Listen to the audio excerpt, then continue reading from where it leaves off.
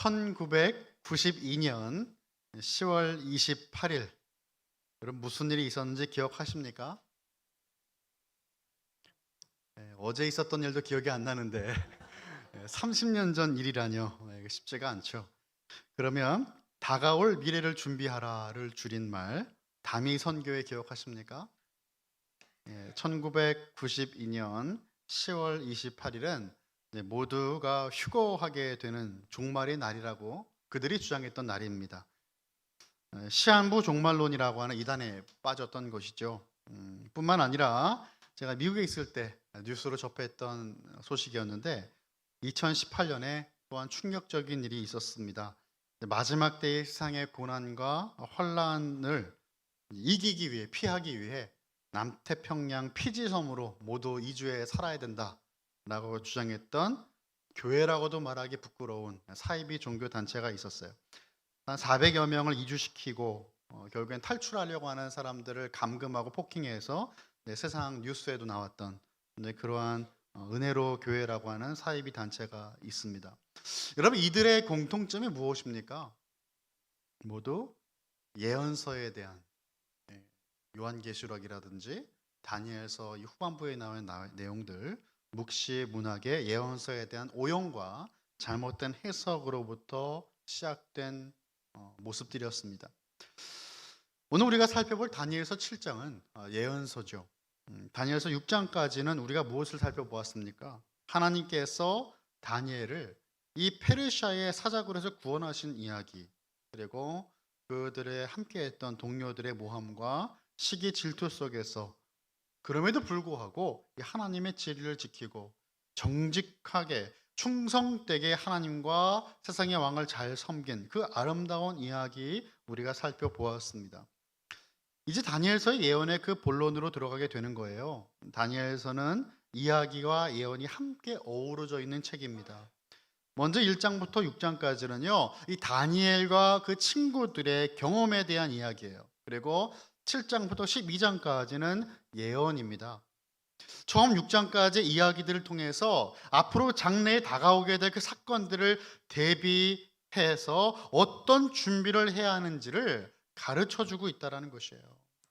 이런 삶을 살 때에 우리가 예언의 이 말씀을 해석하고 살아갈 수 있고 승리할 수 있다는 것을 가르쳐 주는 겁니다. 그러니까 6장까지의 그 다니엘의 경험과 이야기들을 깊게 이해할 수 있어야 7장부터 등장하는 예언의 의미를 우리가 바로 해석할 수 있게 된다는 것이에요. 오늘 본문 다니엘서 7장에서는요, 항상 다른 이의 꿈을 해석해 주던 다니엘이 하나님께서 주시는 꿈과 환상을 보게 됩니다. 재미있는 것은 무엇이에요? 다니엘의 그 꿈이 다니엘서 2장에서 우리가 살펴봤던 느부갓네살 왕의 그 꿈과 연결된다라는 것입니다. 그런데 2장의 꿈과 다른 것은 7장에 나오는 다니엘의 꿈과 환상에서는 역사에 대한 계시, 다 조금 더 세부적인 내용들이 살이 붙어져 있어요. 그러니까 2장에 나오는 꿈은 큰 그림이었고 뼈대였다면 7장은 세부적이고 살이 붙은 모습입니다. 하나님께서 역사의 그 커튼을 열고 바벨론 제국 이후에 펼쳐질 세상의 나라 제국들과 제왕들에 대한 역사의 좀 더 많은 비밀들을 7장을 통해서 보여주고 계신 것입니다. 그런데 특이하게도 다니엘은 환상을 보았어요. 그런데 그 해석을 하지 못합니다. 여러분, 2장은 어떤 내용이었어요? 느부갓네살 왕이 꿈을 꾼 걸 얘기해 주지 않는 거예요. 내가 어떤 꿈 꿨는지 말해보고 그 해석도 얘기해라 그래서 그거를 맞춘 사람이 다니엘이잖아요. 그런데 자기가 꿈과 환상을 이해하지 못하고 해석하지 못합니다. 여러분, 우리가 이것을 말씀 읽을 때 깨달아야 될 것이 무엇입니까? 다니엘이 능력 있고 뛰어나고 지혜로웠기 때문에 느부갓네살 왕의 꿈을 해석했던 것이 아니라는 것입니다. 하나님께서 친히 지혜를 주셨고 깨닫게 하셨기 때문에 모든 것이 가능했다라는 것을 우리는 말씀을 통해서 한 번 더 알게 되는 것입니다. 그럼 우리가 어떻게 하나님께 나아가야 됩니까? 이 세상을 해석할 수 있는 능력을 달라 기도해야 되는 것이고 성령의 그 온전한 지혜와 충만함으로 살아가야 된다는 것이에요. 우리의 힘으로만은 못한다라는 것을 다시 한번 우리는 말씀을 통해서 깨닫게 되는 겁니다. 2장의 느부갓네살의 꿈을 먼저 한번 살펴보면요, 2장 31절과 32절의 말씀입니다. 제가 한번 읽어볼게요. 왕이여, 왕이 한 큰 신상을 보셨나이다. 그 신상이 왕의 앞에 섰는데 크고 광채가 매우 찬란하며 그 모양의 심히 두려우니 그 우상의 머리는 순금이요 가슴과 두 팔은 은이요 배와 넓적다리는 노시오라고 말씀을 했어요. 신상의 네 부분으로 이제 이루어지는데, 이제 물론 이제 앞부분만 제가 읽었죠. 금으로 된 머리, 은으로 된 가슴과 팔, 노수로 된 배와 넓적다리, 그리고 그 이후에 등장하게 되는 무엇입니까? 철로 된 종아리 부분이 있다라는 것이죠. 이것은 바벨론 이후의 나라들을 보여주는 것이었죠. 금으로 된 머리는 바벨론을 상징했고, 은으로 된 가슴과 팔은 메데 바사 페르시아 제국, 노수로 된 배와 넓적다리는 그 다음에 생겨야 되는 헬라, 그리스죠. 그리고 나서 철로 만들어진 그 종아리는 바로 로마 제국을 상징했습니다. 이러한 이 땅의 제국들을 상징하는 그 신상이 어떻게 됩니까? 산에서 날아온 뜨인 돌에 맞아서 부서지게 되는데, 이것은 바로 예수 그리스도의 나라가 이 땅 가운데 이루어짐을, 어떻게 세워진다라는 것을 하나님께서 꿈을 통해 말씀하신 것이었습니다. 그런데 다니엘은요, 이 신상 대신 오늘 본문 보니까 그가 꾼 꿈과 환상은 네 짐승의 모습을 보았다라는 것입니다. 먼저 하늘에 네 바람이 큰 바다를 휘저는 것을 보게 됩니다. 2절이에요. 다니엘이 진술하 이르되 내가 밤에 환상을 보았는데 하늘에 네 바람이 큰 바다로 몰려 불더니라고 말씀했어요. 하늘의 네 바람이라고 하는 것은 네 방향에서 불어오는 바람을 의미하죠. 동서남북이에요. 온 세상에서 불어오는 거대한 바람이 불었다라는 겁니다. 큰 바다가 등장합니다. 큰 바다는 하나님께 대적하는 세력들을 의미하죠. 상징합니다. 이 바다는 이제 혼돈의 바다일 겁니다. 이 바다에서 모양이 다른 네 마리의 큰 짐승이 올라왔어요. 3절부터 7절까지의 말씀하면 좀 길지만 우리 한 목소리에 같이 읽어보면 좋겠습니다. 3절부터 7절입니다. 시작. 큰 짐승 넷이 바다에서 나왔는데 그 모양이 각각 다르더라. 첫째는 사자와 같은데 독수리의 날개가 있더니 내가 보는 중에 그 날개가 뽑혔고 또 땅에서 들려서 사람처럼 두 발로 서게 함을 받았으며 또 사람의 마음을 받았더라. 또 보니 다른 짐승 곧 둘째는 곰과 같은데 그것이 몸 한쪽을 들었고 그 입의 이사이에는 새 갈빗대가 물렸는데 그것에게 말하는 자들이 있어 이르기를 일어나서 많은 고기를 먹으라 하였더라. 그 후에 내가 또 본즉 다른 짐승 곧 표범과 같은 것이 있는데 그 등에는 새의 날개 넷이 있고 그 짐승에게 또 머리 넷이 있으며 권세를 받았더라. 내가 밤 환상 가운데에 그 다음에 본 넷째 짐승은 무섭고 놀라우며 또 매우 강하며 또 쇠로 된 큰 이가 있어서 먹고 부서뜨리고 그 나머지를 발로 밟았으며 이 짐승은 전에 모든 짐승과 다르고 또 10뿔이 있더라. 아멘. 아멘. 이제 그가 꾼 꿈과 환상에 대한 쭉 내용들이 등장했죠. 대부분의 성경학자들은 이 다니엘서 2장과 같이 오늘 본문도 바벨론 이후에 나타나게 되고 다스리게 될 제국들에 대한 상징으로 해석을 합니다. 천사가 분명히 환상에 대한 설명을 해주었어요. 17절입니다. 그 네 큰 짐승은 세상에 일어날 네 왕이라. 네 명의 왕이다 그 말입니다. 그죠? 네 제국을 통치할 그 왕들을 나타내는 것이라고 말씀하고 있는 것이에요. 다니엘서 2장은 다니엘이 젊었을 때 이 바벨론의 제국의 그 왕의 꿈을 통해서 주어진 계시였습니다. 그렇지만 오늘 본문 7장은요, 다니엘이 노년이 되었을 때 자신의 꿈을 통해 본인이 직접 받은 계시예요. 7장이 계시를 받을 당시 다니엘은 금 머리로 된 바벨론에 관한 예언이 거의 성취가 되어가고 있는 모습을 지켜보고 있었습니다. 금으로 된 그 머리의 시대가 거의 끝나가고 지나가고 은으로 나타내는 가슴과 팔의 메데아 파사 페르시아 제국 시대가 눈앞에 오고 있을 때 계시를 받았다라는 것이죠. 다니엘서 7장을 보시면 여러분 그 장르가 이제 묵시 문학의 장르를 따르고 있어요. 이러한 이제 묵시 문학의 장르를 따르는 다니엘서나 요한계시록을 우리가 해석할 때에는 문자적인 해석이나 그 의미하는 바가 확실하게 이것이다라고 못 박는 것을 조심해야 됩니다. 이것을 어떻게 해석해야 될까요? 지금도 일어날 수 있는 일이라고 믿어야 되는 거예요. 만약 이것이 과거에만 있었던 일이라고 치부해 버린다면 지금 우리와는 상관이 없는 일이 되어 버릴지도 모릅니다. 하지만 그렇지가 않죠. 지금도 일어날 수 있는 일이라고 하는 것을 우리가 인지하고 읽을 때, 오늘 본문에 나온 네 짐승이 바벨론 뒤에 있는 네 나라와 그 통치자들을 가리킬 수 있지만 이것이 지금도 우리에게 임할 수 있는 말씀이라는 것을 항상 염두에 두고 읽어야 한다라는 것이에요. 이 네 개의 그 나라가 여러분 우리가 제가 나눈 것처럼 바벨론, 페르시아, 그리스, 로마가 아니라는 게 아니에요. 그것을 의미하고 쓰여졌어요. 그런데 그것은 그것 플러스 우리가 오늘 살아가는 우리의 삶 가운데 이런 하나님의 그 영역과 하나님 영광을 대적하는 이들이 있을 수 있다는 사실을 우리는 기억하고 읽어야 된다는 것이죠. 만약에 바벨론 이후에 세워졌던 그 나라가 맞다면 첫 번째 등장하는 독수리의 날개가 있는 사자는 어떤 것을 의미해요? 바벨론을 의미하는 것입니다. 그리고 곰은 메데와 바사, 페르시아고 네 머리와 네 개의 날개가 달린 표범은 그리스, 헬라를 상징하고 마지막으로 전에 모든 짐승과 다르고 10개의 뿔이 있는 무서운 짐승은 로마를 가리킬 것입니다. 그리고 그 네 짐승은 네 왕을 의미하였죠. 이 네 왕은 바벨론, 페르시아, 그리스, 로마라고 하는 그 제국의 왕들이죠. 왕들. 그 당시에 세계를 제패한 능력의 왕들이에요. 이 제국들을 위해 하나님이 참된 왕이시라는 것을 우리에게 보여주시고 깨닫게 하시는 것이 바로 묵시의 말씀입니다. 2장에서는 화려하게 빛나는 신상으로 나타났지만 7장을 보면 천박해 보이고 좀 무서워 보이는 그런 존재의 짐승으로 나라가 제국이 나타났습니다. 이것을 우리가 어떻게 이해할 수 있을까요? 세상 사람들에게는 이것이 화려해 보일 수 있어요. 빛나는 존재로 보여줄 수 있어요. 무엇이? 세상의 나라들이. 그런데 하나님의 나라의 관점에서 본다면 이 지상의 제국들은 자신의 정욕을 위해 서로가 서로를 물어뜯고 싸우는 짐승과도 같은 모습일 것입니다.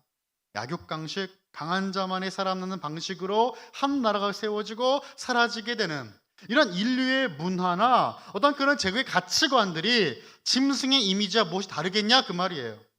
사람들이 자랑하는 강한 힘이 무엇입니까? 결국 자신이 높아지려고 누군가를 짓밟는 거 아니겠어요? 자신들이 자랑하는 힘은 하나님께서 보실 때 천박하고 미련한 야수의 본능의 모습으로밖에 비춰지지 않는 것입니다. 이것이 세상을 바라보는 사람들의 관점과 하나님의 관점, 더 나아가서 하나님 나라를 살아가는 성도의 관점이 달라야 되는 이유가 되는 것이에요. 우리는 다른 사람들이다. 자, 본문의 내용을 살펴보면서 오늘은 두 가지 내용을 조금 짚어보고 말씀을 정리해 볼까 합니다. 첫 번째는요, 세상은 더 살기 좋아지지 않을 것입니다. 여러분 죄송합니다. 세상은 더욱더 안 좋아질 거예요. 여러분 삶을 돌아보세요. 언제 좋았어요? 옛날에? 항상 오늘이 가장 좋아요라고 말씀하시는 분 한 번도 본 적이 없어요. 옛날이 제일 좋았다. 그때는 그랬지. 그때는 참 좋았어. 그래 라떼라는 말이 나온 거잖아. 라떼는 말이야. 가장 좋았을 때를 알려드릴까요? 에덴 동산 때가 제일 좋았죠. 세상이 시작됐을 때가 제일 좋았어요. 그럼 언제 가장 안 좋을까요? 마지막 때가 가장 안 좋겠죠. 세상은 점점 안 좋아지고 있는 것이에요. 1절을 보겠습니다. 바벨론 벨사살 왕 원년에 다니엘이 그의 침상에서 꿈을 꾸며 머릿속으로 환상을 받고 그 꿈을 기록하며 그 일의 대략을 진술하니라 라고 말씀으로 시작됐어요. 다니엘이 꿈을 꾸고 환상을 본 시기는 바벨론 벨사살 왕 원년이라 그랬습니다. 바벨론 벨사살 왕은 느부갓네살 왕 뒤를 이어 왕이 됐는데 그가 했던 악행 중에 무엇이 있었어요? 예루살렘 성전에서 가져온 성전 기물들을 술잔으로 썼잖아요. 그리고 하나님을 모욕하고 우상 숭배까지 했어요. 그때 그 연애가 이루어지는 그때에 손가락이 나타났고 손가락에 쓴 그 글 메네메네 데겔 우바르신 그 글을 보면서 그는 두려움에 떨었던 왕이었죠. 결국에는 그 글의 의미와 같이 하나님께서 심판하셨고 그날 죽임을 당했습니다.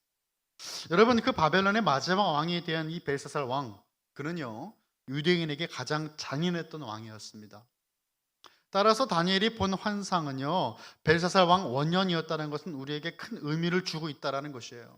지금까지 그들은, 이 유대인들은 나라를 잃고 성전이 무너졌고 포로로 끌려왔는데 지금까지 겪었던 그 모든 순환보다 더 큰 순환과 학대가 눈앞에 있다는 것을 우리는 그 시대적인 배경을 통해서 알 수가 있는 거예요.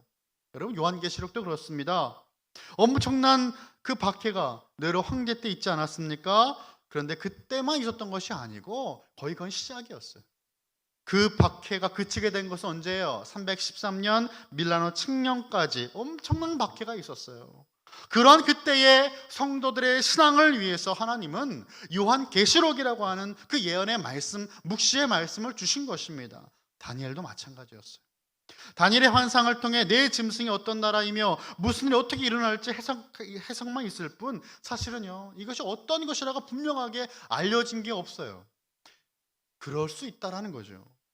그런데 확실히 우리가 알 수 있는 것이 무엇입니까? 유대인들의 그 상황은 점점 안 좋아질 거라는 거예요. 악화된다 이 말이에요. 내 짐승을 상징하는 나라들의 힘이 강해질수록 유대인들은 약해질 거예요. 사는 게 조금이라도 나아져야 되는데 갈수록 힘이 들고 힘이 빠지게 된다면, 점점 두려워진다면 여러분 살아갈 힘이 생기겠습니까? 그런 상황이 지금 유대인들의 상황이라는 것입니다.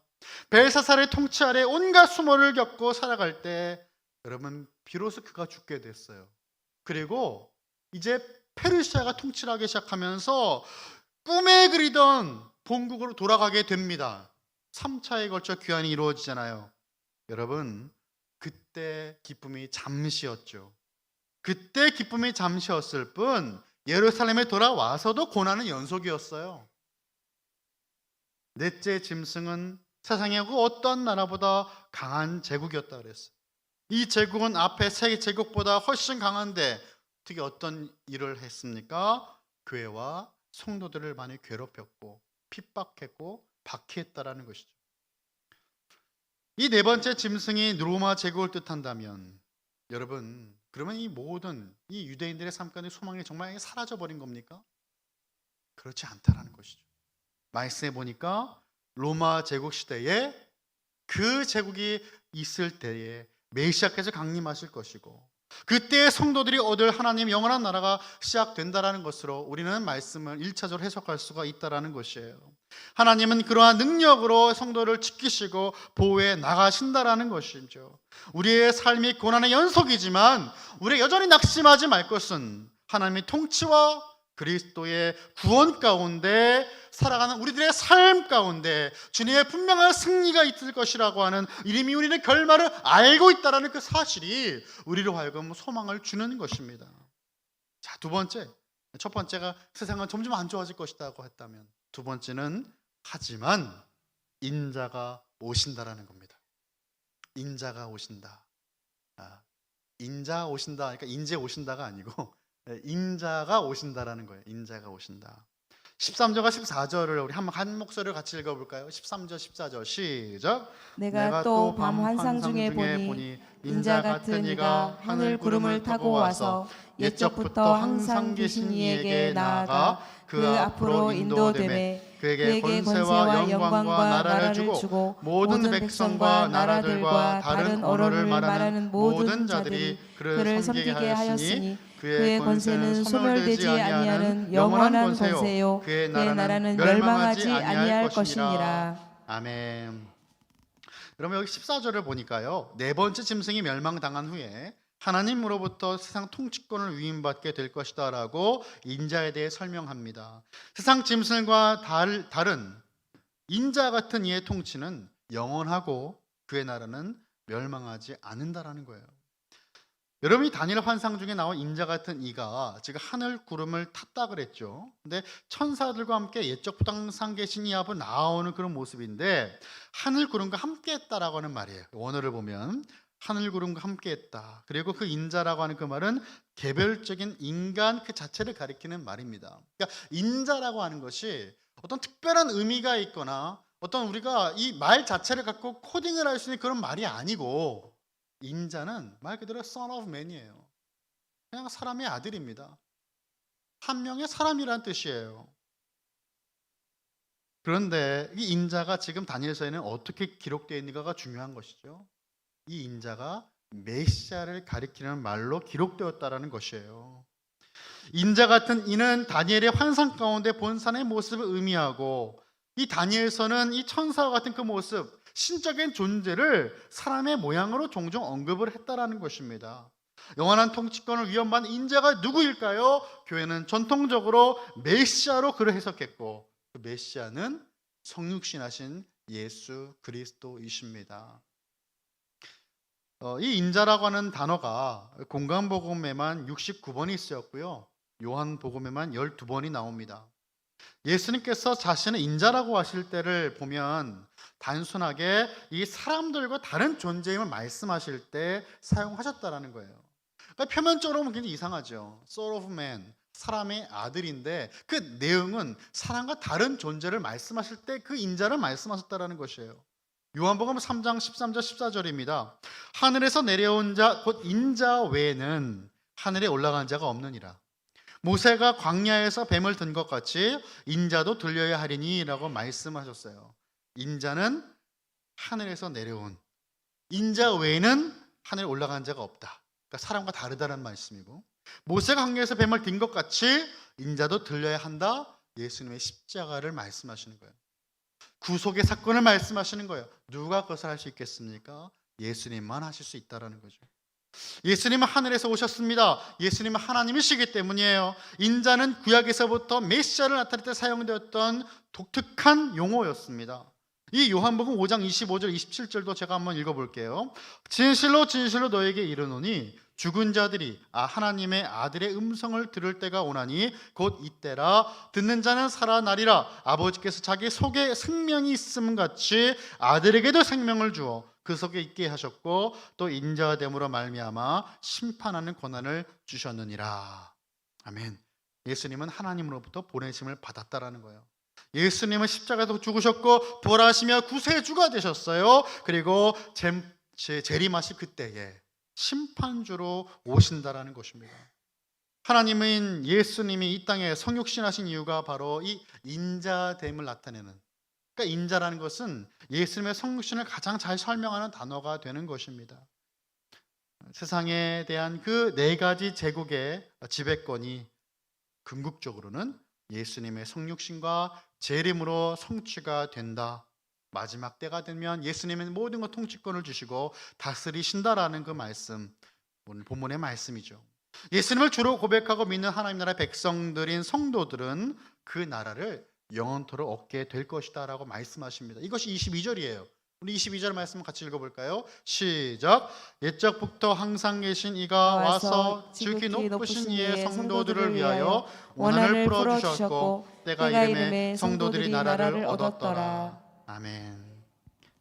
네 개의 제국의 권력과 힘 앞에서 고통과 고난을 당할 것이지만 궁극적으로 예수님을 통해 하나님 나라의 승리 가운데 성도들은 서게 될 것이다, 그 말입니다.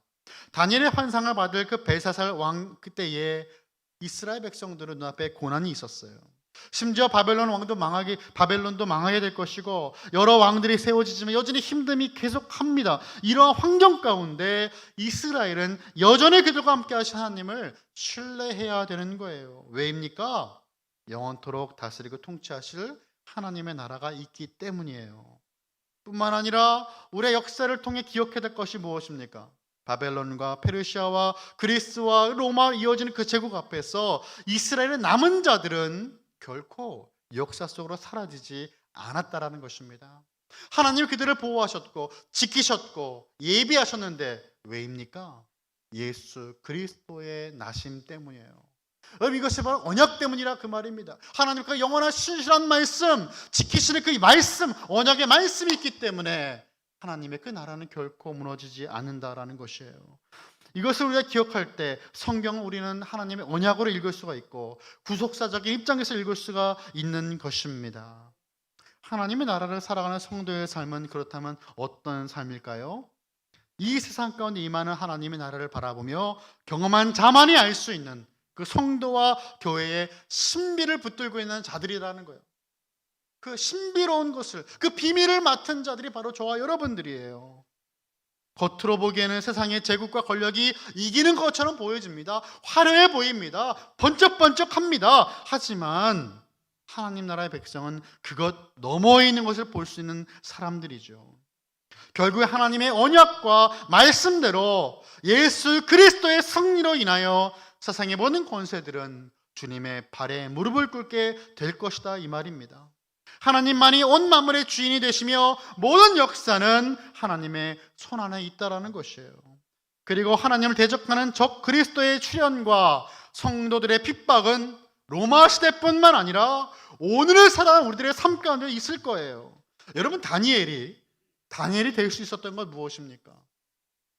구별되어서 지혜가 많아서 꿈을 해석하거나 사자굴 해서 살아남을 용기가 있어서? 여러분, 그렇지 않아요. 세상으로 대표되는 바벨론, 페르시아 그 제국에서도 그는 하나님을 여전히 믿었고 하나님 말씀을 지키며 신실하고 충성되게 그 핍박을 감수하며 그 자리를 지켰습니다. 하나님께 충성된 믿음이 있었어요. 하나님만을 의지했습니다. 세상 나라에서 역사하신 하나님의 나라의 그 통치권 안에서 순종하는 하나님의 백성이었어요. 이것을 기억해야 됩니다, 여러분. 우리 하나님 나라의 백성이 뭐라고요? 하나님의 통치권 아래에서 순종하는 이들이에요. 우리가 어디에 속해져 있는가가 중요한 것이 아니고 내가 하나님께 속해 있다는 그 사실이 가장 중요하다는 것입니다. 말씀을 정리합니다. 우리의 신앙 무엇입니까? 여러분, 신앙생활이 뭡니까, 여러분? 하나님의 말씀을 우리의 과거를 해석할 수 있는 사람이 신앙인이에요. 하나님의 말씀에 맞춰서, 은혜에 맞춰서 내 모든 삶이 지금까지 이끌림 받았고 모든 삶이 은혜였다고 고백하는 것이 바로 신앙인이에요. 그럼 신앙의 오늘은 어떤 삶이에요?